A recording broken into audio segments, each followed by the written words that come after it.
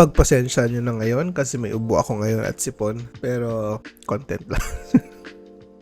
Sige, so recently nagkaroon na ng development ang government pertaining to the issue of e-cigarettes, cigarettes, and smoking related injuries, diba? Kung tatandaan nyo, I have been vocal with cigarette smoke and the use of vape. Ngayon, may bagong balita. Actually, matagal na pala siya. This is in relation to advertisements of cigarettes and vape-related products. Ang dami. Meron yung nilagay sa lanyard, meron yung nilalagay sa t-shirt, meron yung nasa poster, and kudos sa DTI for coming up with this. As well as dun sa law, kasi they're empowering the community na pagbawal ang commercial advertisement ng e-cigarettes as well as yung smoking or sigarilyo. This has, ito ay post ng DTI dated April 26. Basahin natin. So, DTI reminds the public and businesses of prohibited vape advertisements. Advertisements and other form of consumer communication and promotional activities that promote or encourage vaping, the use or purchase of vapor products, heated tobacco products, and novel tobacco products shall be prohibited.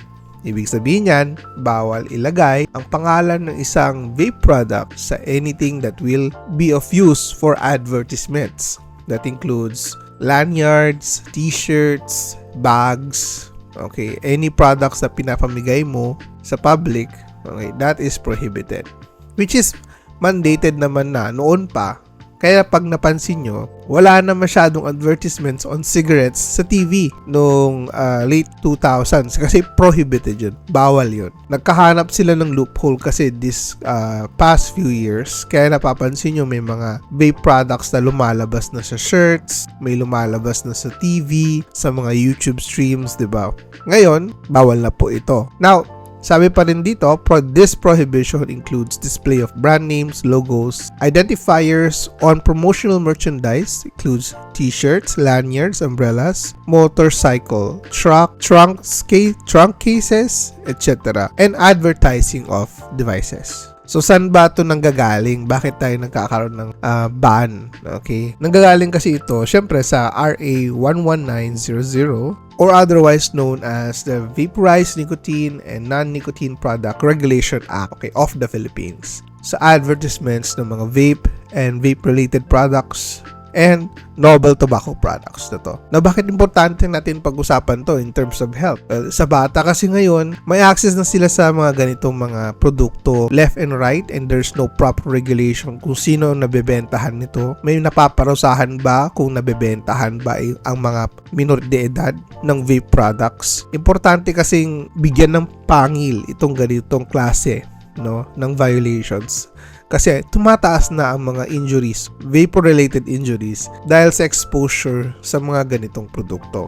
Okay, punta tayo dito. Smokescreen, vaping increases your risk of deadly heart failure by a fifth, study shows. So, it's been related na similar to smoking, it increases cardiovascular risk. And it's well noted that all around the world, very exposed na, okay, ang human society with e-cigarettes. And a lot of health organizations noted that it is an alarming concern for everyone. In the US, it's been noted that at least 19% more likely will develop heart failure because of the use of e-cigarettes. Nicotine, which is part of cigarettes, is also imbued within your vape.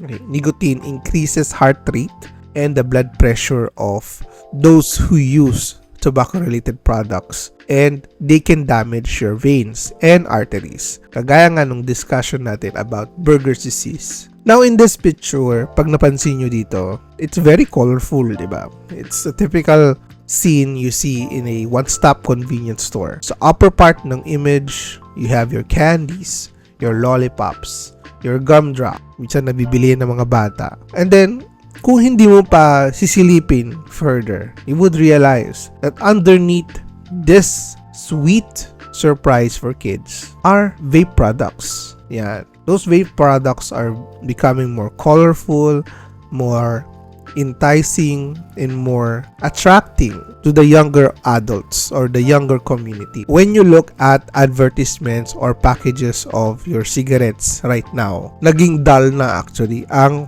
packaging nila. Think of the red cigarette. Wala na siya masyadong name, nabura na. But the government warning is in front because it is mandated by law, diba? Pero alam mo pa rin na yun yung sigarilyo. Now for vape, it's just a white label in front.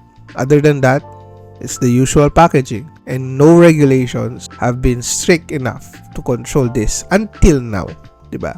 So it's important sa atin na malaman na ang e-cigarettes are the same products that can harm you, similar sa sigarilyo. Please guys, if you are a user for these types of products, take it into consideration to quit before it's too late. Take advantage of the option na pwede nyo pang bitawan niya. And it's high time for you to realize that health is more important than such use of products.